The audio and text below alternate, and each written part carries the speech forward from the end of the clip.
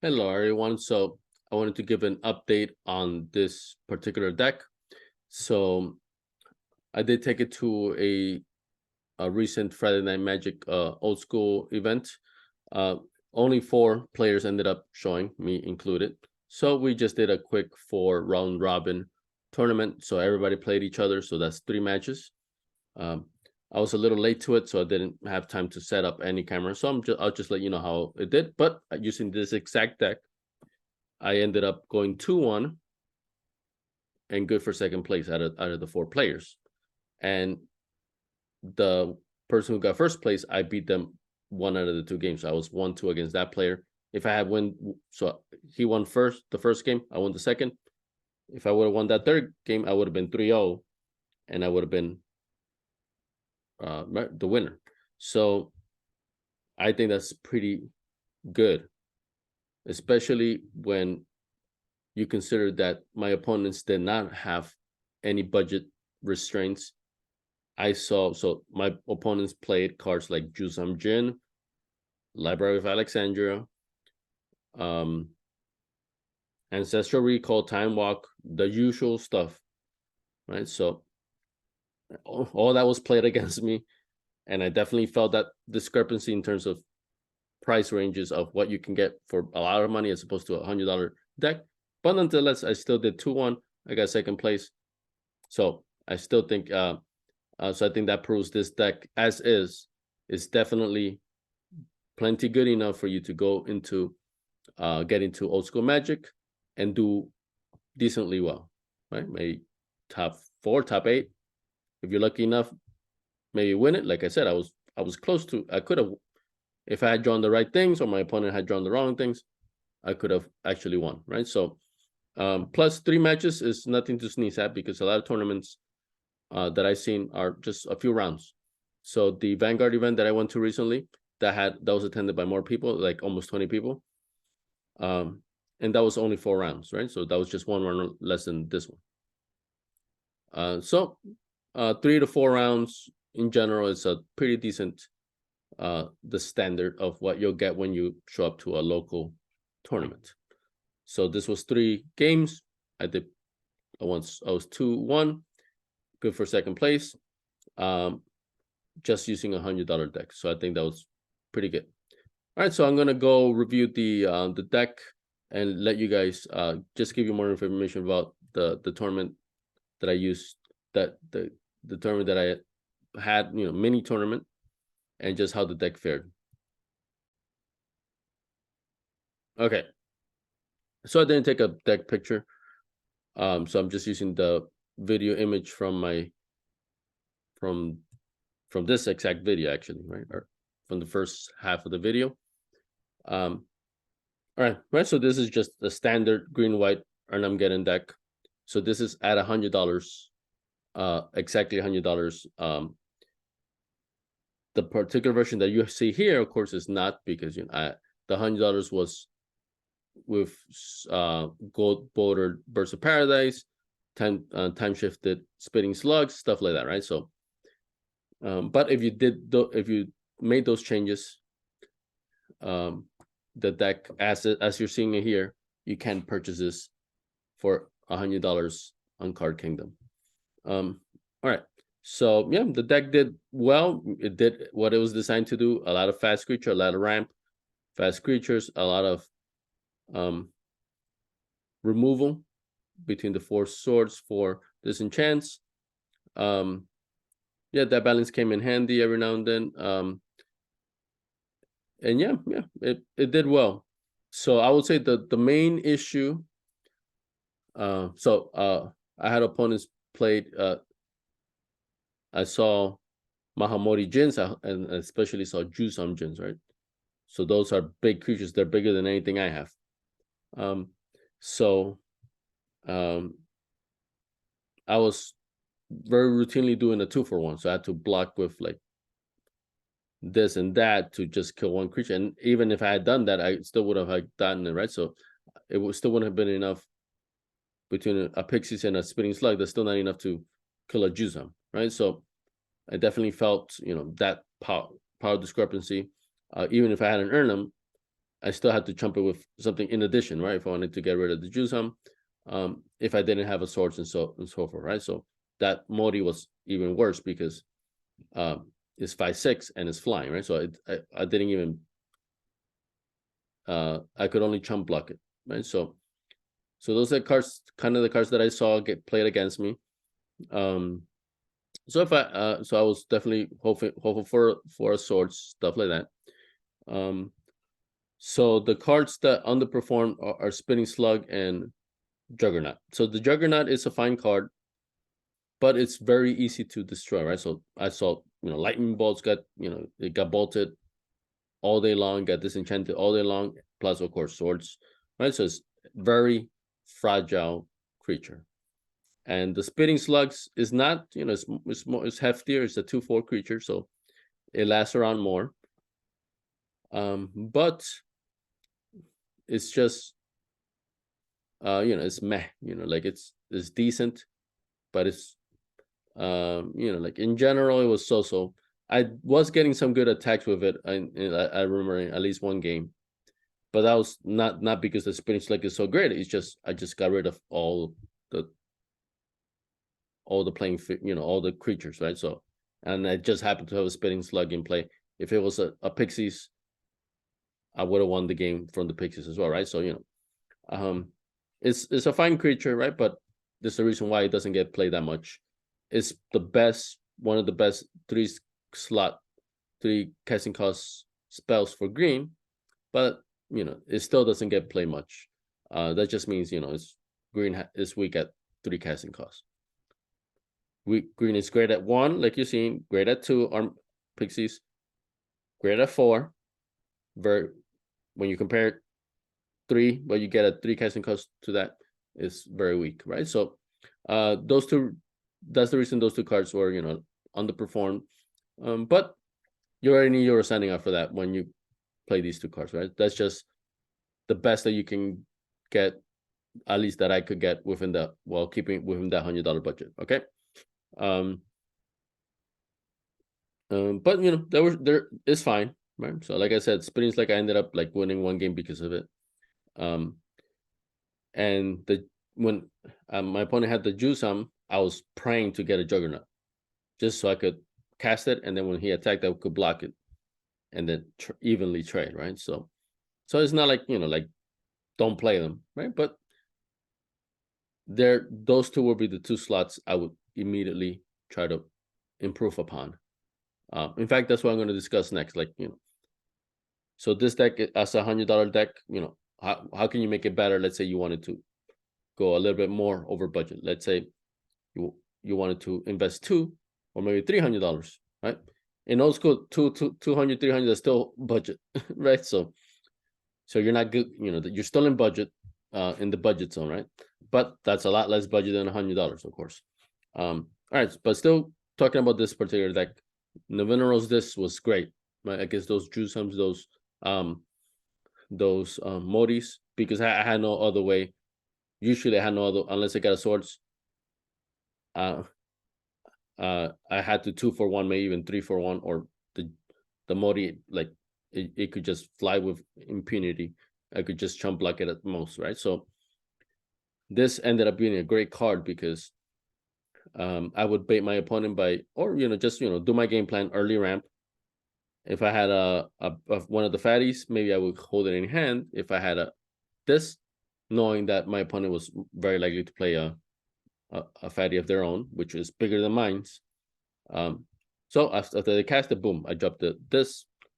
Hopefully it didn't get disenchanted or whatever, and then I would blow it, and then I would cast my fatty, right? So in that game plan, it actually worked out pretty well, and I ended up putting this in very frequently. I think I ended up putting in all 3 games. Actually not. I think I may not all 3, but definitely at least 2 out of the 3. So it's very versatile, and honestly, it works well with the game plan, because the game plan is I want to be up ahead, and then in terms of creatures, and then do an Armageddon, right? A good way to be up ahead is by destroying the playing field, and then dropping my guy. And then if I could follow that up with an Armageddon, then that's even more powerful. So honestly, I think that this are worthy enough to be main deck, right? Just the tricky thing is, what do you take out? Because I wouldn't necessarily take out more creatures, right? Because you want, this deck is supposed to be aggressive, so you would have to take out some from another slot, right? Which is trickier. But I think this deck was a 24 land deck, so maybe you can drop 2 lands,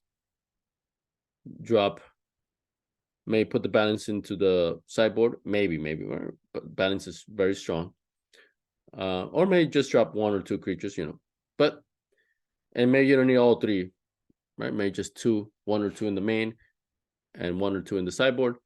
But the discs were great, right? So, in hindsight, a lot of times I wish I had it first game for game 1. So that's could be something that you change. If I were to play this again, the same deck, I would probably find a way to squeeze this main deck. So I put in Whirling Dervishes, for a couple of the games, as after during sideboard, but I ended up not drawing them or just not casting them because I was casting other things. So I just they weren't in play, or I don't remember they were. Actually, now that I think about it, I think they were, but they got killed very quickly because it's a big threat, right? So you got the bolted or swords. But at least it shows that it's a force to be reckoned with. You have to deal with it. And then the other cards, I don't think I just don't recall me. If I put them in, they have very little effect. But that's not too much. That's not a knock on those cards. It was only a small pool, right? Only 3 matches, right? So I just didn't feel these cards, against the opponents I had, were particularly useful, right? So no knock on these cards. But the deck did well. Like I said, the game plan went well. Sometimes you're just gonna get blown out because opponents will have Aloha, will have Ancestral, will have Time Walk. I saw all of those things. I got Mind Twisted as well. Demonic Tutored. The usual. That's what you're signing up for when you join Old School. So you have to love those kind of things, whether you do it or when it gets done to you, right? So I love it from either direction. So that's to be expected, but nonetheless, the deck was resilient enough where I still got a 2-1 record, right? So out of $100 deck against decks that are literally thousands of dollars, that's very respectable. I would say even pretty good, right? So you can definitely take this deck, $100 deck, go to Friday Night Magic or local Old School meetup and do very well with it. Maybe even be one of the top guys with it, right? If you get lucky, definitely need luck. But the deck is solid enough that if with that little bit of luck, you can do very well, just like I did. All right, so now what I wanted to discuss is what do you do to improve upon this deck? Right, so that $100 limit is just an arbitrary limit, right? $100, it's a nice even number. But there were definitely cards I wanted to add. I was like, oh man, if I didn't have the $100 limit, if I had just a couple dollars more, couple of cards definitely more than a couple dollars more, right? Like it would have bumped it to double the price, maybe even triple the price. But let's say if you instead did this deck but a $200 version or a $300 version, honestly, you're still budget. Old school $200 deck, $300 deck is still a budget deck, right? So I wanted to discuss, what could you do if you wanted to make this maybe a little bit stronger, or you wanted to go in a different direction. So first of all, right, a lot of players, don't like the gold border because technically similar to CE, where it's not an official actual Magic card, right? It's just official proxy, right? So that's why, especially CE collector's edition, that's I would say gets more respect than gold border. So you see I don't see too much gold border in old school. Not because it's not legal, it's perfectly legal. It's just, players when they can, they prefer, official cards, right? And usually if they go doing CE, is most likely for more expensive card, right? Like dual lands, you can get 2, maybe even 3 of any particular dual land in CE than if you had done like the cheapest, which is revised, right? So if I had, for the money I spent on the dual lands that I have, I could have maybe gotten the full 40 card playset in CE, right? That's the discrepancy in price there. But so let's say, so that's one thing you could do, right? If that kind of bothers you, and which, initially did bother me, I stayed away from gold border. I ended up, like you're seeing here, I got 4 birds here. These gold bordered City of Brasses, I have white Chronicle ones. I just use City of Brasses so much that I ended up getting another playset in gold border. Same thing with the Mishra Factor, right? So I got Chronicles ones, which are more expensive, a little bit more, but then I use Mishra Factory so much that I said, okay, let me just get a gold border playset in addition, right? So that way I had 2 playsets, so I wouldn't have to mix and match so much, right? So if that is something you wanted to improve upon, just for aesthetic reasons, right, or just personal reasons, you could do that. Just between the going from white border from the birds and the City of Brasses, that's already $100. So this deck already doubles in price just by making that change, and you haven't even changed the card pool. It's still the same cards. You just went from gold border to white border between these 2 cards, play sets. That's already bumped it up to another 100. Right. So if that matters to you, you could go that route. But like I said, gold border, even though it's like doesn't get seen too much,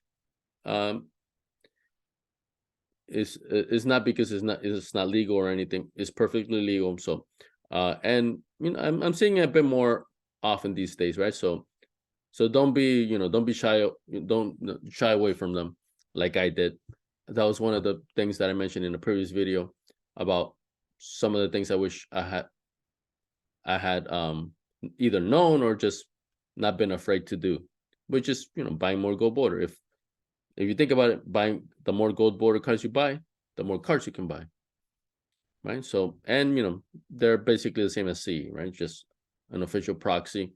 And I'm seeing them a bit more recently anyway, right? So yeah. Okay, so now in terms of how to make this deck or better, I would say better, or maybe just go in a different direction. I would say adding black is a good idea. So Mind Twist and Demonic Tutors are 2 black cards that get put in almost every old school deck. It's similar to a Chaos Orb, where every deck that's serious and that can afford it will have a Chaos Orb. And every deck that can fit that extra black mana will splash black for Demonic Tutor and Mind Twist. It's just those 2 cards are so strong, people find a way to fit them in, right? So with that stipulation of, since you're adding black anyway, to fit those 2 cards, another thing you can do is add Derrelors, right? So I mentioned the Spitting Slugs and Juggernauts were 2 weak points. Derrelors are 4/4 creatures for 3 colors and 1 black. The drawback is any additional black spells cost an additional black mana to cast those spells. But honestly, let's say you put in a place of 4 Derrelors, Demonic Tutor, and Mind Twist. That's 6 black cards. You're very likely to only play 1 or 2 black cards the whole game. You might not even see a black card in the whole game. So that drawback is minimized greatly just because you barely have any black cards to begin with. And the Derrelors don't stick around. They stick around better than the Juggernaut and Spitting Slug, definitely. But, they're still a good enough creature, it gets dealt with. So I would say it's rare that you will have 2 Derrelors in play at the same time. So that drawback is really not much of a drawback. But what you get out of it, I would say, is definitely significant. That's the reason why Suchis a lot of times are favored over Juggernauts, because they are 4/4. And even though you get that big drawback from Suchis where you get 4 colors mana, if you can't cast something with it, it's gonna cost, it's gonna cost you 4 life. People still, favor that over Juggernauts, right? Because Juggernauts just get killed way too easily compared to Suchis. But Theralos are even harder to kill because they're not artifact creatures, so you cannot disenchant them. And Theralos are from Falling Empire, so you can get a placer for $1, right? Similar to Erhnamgeddon here. Demonic Tutors, like few bucks, like 10, 15 bucks, something like that, for the cheapest. Mind Twist, like $5, a few bucks, right? But those 2 cards, didn't want to add a new color, plus those would definitely taking me over 100, right? But if we're talking about what can you add to this, that's the next step ahead, above, and maybe like in an extra $100 investment, that's just a few dollars. Demonic Tutor, Mind Twist, 4 Derelors. I would say that would be a pretty big change to the deck, but a change consistent with what you see in Old School. A lot of decks, I would say most decks, splash black for those 2 cards. But plus, since you're already splashing black, might as well put in some Derelors, replace them with Juggernauts or the Spinning Slugs, whatever you want to do. But yeah, I would say that's a good option. So let's see. All right, and for the black, since you already have 4 Satyr Brasses, 4 birds, I would say that's a good. Between those 2, you just need 1 black. So between those 2, I think you're pretty safe. Just to be more on the safer side, maybe just take 1 plains and 1 forest, add 2 swamps, right? If you want it. But I think you're decently okay with those, between those 8 cards here. Okay, so let's see. So that was one thing. Oh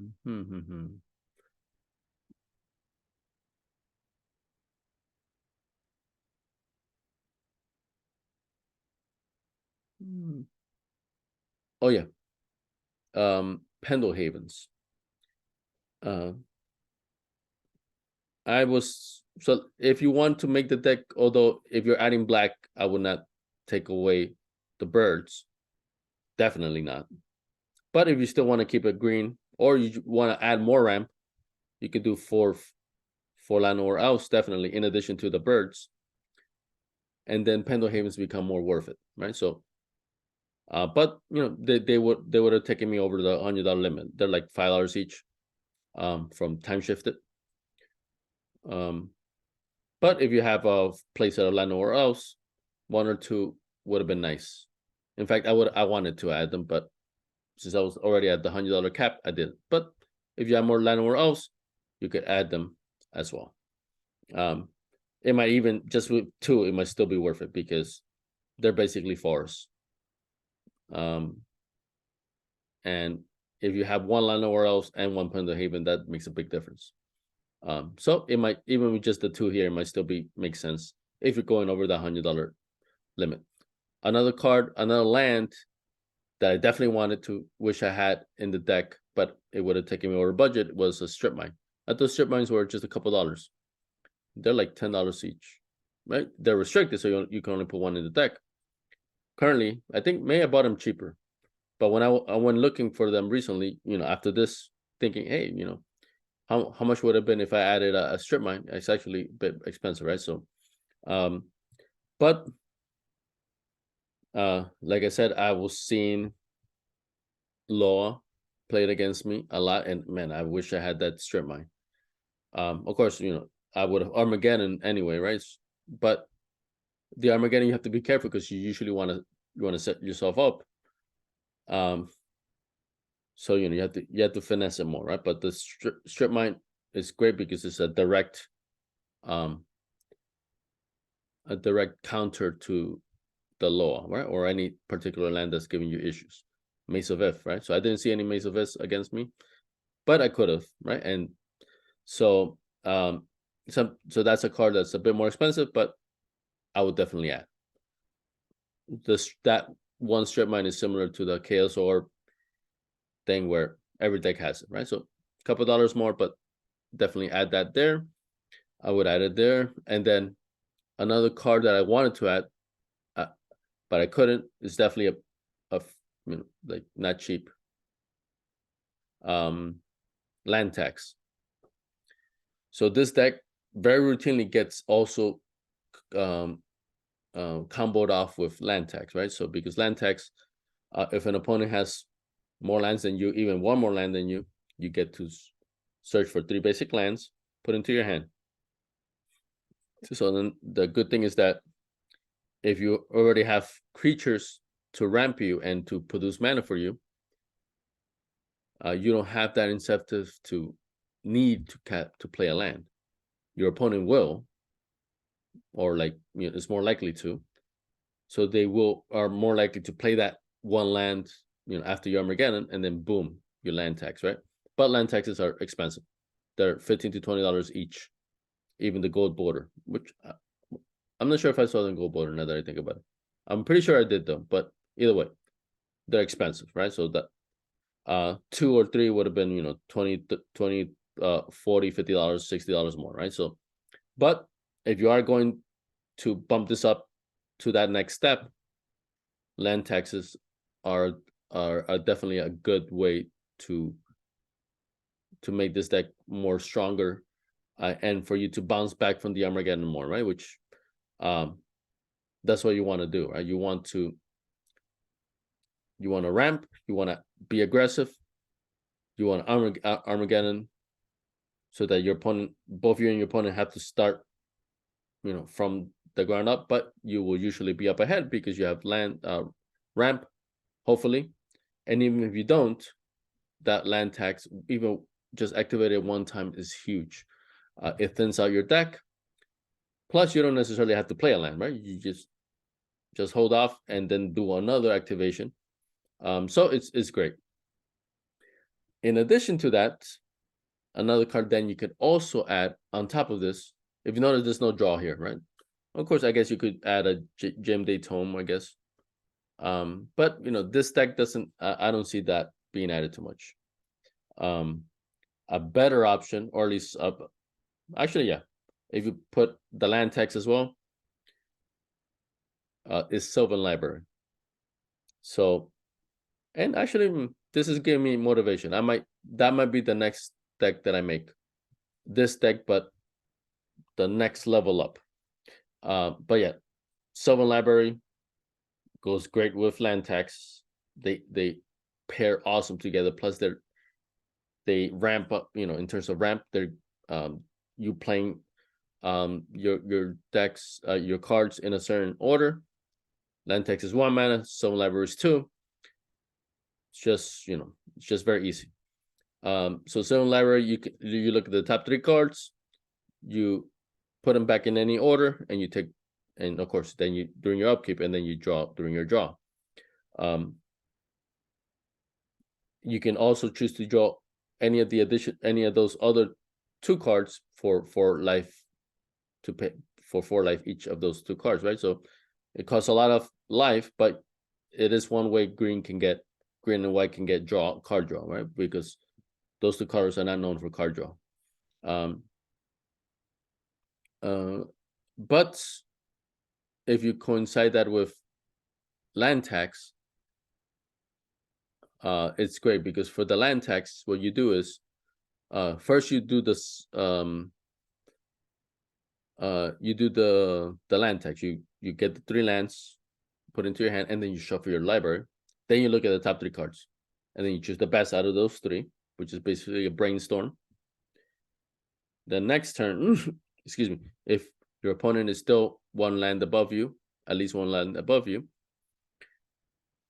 you do the land tax again, which once again shuffles your deck, and then you look at the top 3 cards of a new pile, right? Because you shuffled. And honestly, for the land tax trick, No, actually, I was gonna say I don't think you have to be over. Your opponent has to be over you to shuffle. I think you still have to. Your opponent has to be over in lands even to shuffle, but you don't have to get a land from your library. You can choose to get 0 lands. Maybe there's been times when I've done land tax and I literally have no more lands left, no more basic lands. But you still want it to shuffle so that you can get better value out of the summon library, right? So summon libraries are expensive though, like 20. They're basically the same as land taxes, $20 to $30 each. So that's already a good $100, $200 above this, right? But between all those changes that I mentioned, this deck, it will bump this deck up very, very significantly. I feel it works very well with the game plan that you want to do. Splashing black will give you Terror Lords, which are better than Juggernauts or Spitting Slug. You might still want to keep Juggernauts and Spitting Slug, but maybe take out 2 Spitting Slug, take out 2 Juggernauts, put in 4 Terror Lords, or may just take out all the Juggernauts, put in the Terror Lords only. You got to figure out what you're gonna do, right? But it's black gets splashed all the time, like I mentioned, so might as well add the Terror Lords since you want to make your creature base a little stronger.